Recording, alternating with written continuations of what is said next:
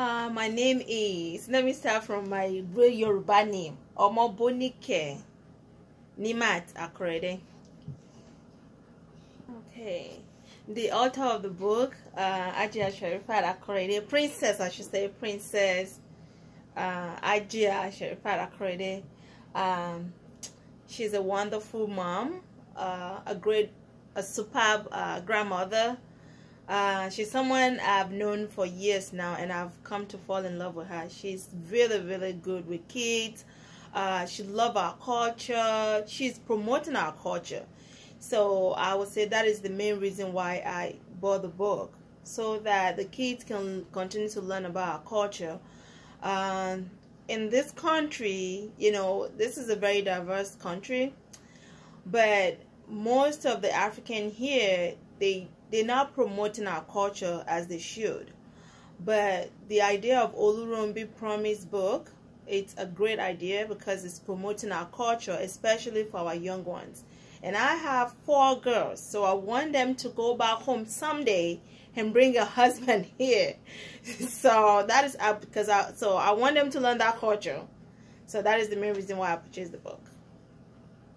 From my experience, I don't think there's any culture in the whole world that is better than Yoruba culture.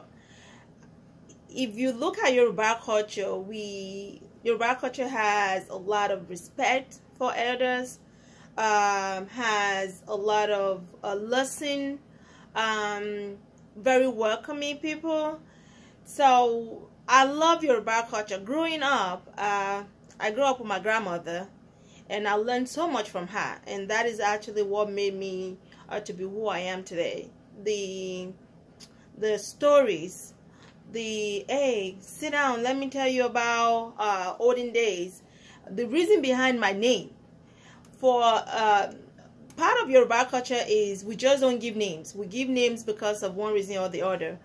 My grandma would tell me a story why I was named Omobonike, and why they call me Ejide, which is my Yoruba name or Riki name. So I learned all that from my grandma. I learned how to respect the elders from my grandma. I learned so much from her. Every night we gather together. Sometimes we call it Ariel Shokpa. We do our tente, and sometimes we just sit down and kind of like listen to the old people's stories.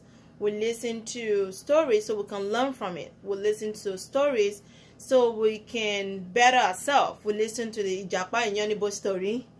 We listen to how to kind of treat your elder story. We listen to when you don't listen to the elder, the repercussion behind it.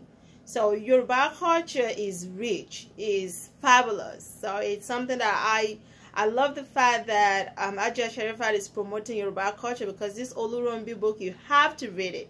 It's a story of Yoruba land. It's a story that every mother, father, grandfather, grandmother should aspire to buy for their children or their grandchild, because it has a lot of good stories and a lot of good things about it. So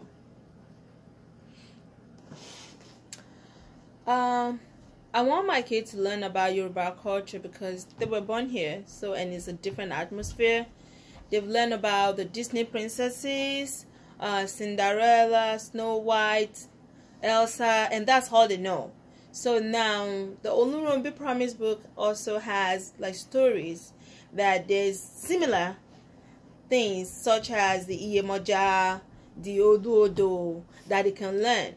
And when you look at the American story, or like the princess, is as equal as having kind of the same story in Yoruba culture too, that talks about, for example, the Beauty and the Beast. We have something similar that talks about a beautiful princess who was tortured by the stepmom, and then end up getting married to a wonderful prince. So it's the same. It's just different acting and different culture. So my advice to the parents are this: in every culture, even in the US, there is culture. We have the Hispanics, they also have their own culture. They have their heritage. They have something they believe in. We have the Africans. We have the African American. We have even people from Europe. We have the Asians, and all of them have a form of culture in their belief. So I want us to kind of continue to encourage our kids that you can be different, you can come from a different culture, but that's what makes you who you are.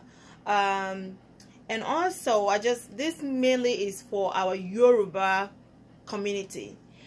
I've noticed something among the Yoruba community. We're now encouraging our kids to speak that language. And when kids have two languages, when you have that opportunity of being able to speak two languages, it's a plus because it sharpens the brain. It actually helps them being able to switch from one language to another, and they'll be able to learn even more than the Yoruba language, learn some other language like German, French, and etc. When you look at the Igbo in the US, they encourage their kids to speak the language. I have Igbo friends, and when their parents talk to them, they speak to them in Igbo language. I'm guilty as well too for not encouraging my kids to speak Yoruba language at home. So we need to kind of encourage that among our kids. We want our kids to learn our culture. We want our kids to be able to understand the language. God forbid something happen and you want to talk to your kid in another language. How will you communicate since everybody understands English? So, and I've seen the Arabs, when you see them in the store, they speak Arabic to their kid. I've seen the Asians, they do the same thing. I've seen the Chinese. But among the Yoruba, we need to do a better job. So I hope everyone will come out and, continue to learn about our culture. It's very important for our kids to have our culture.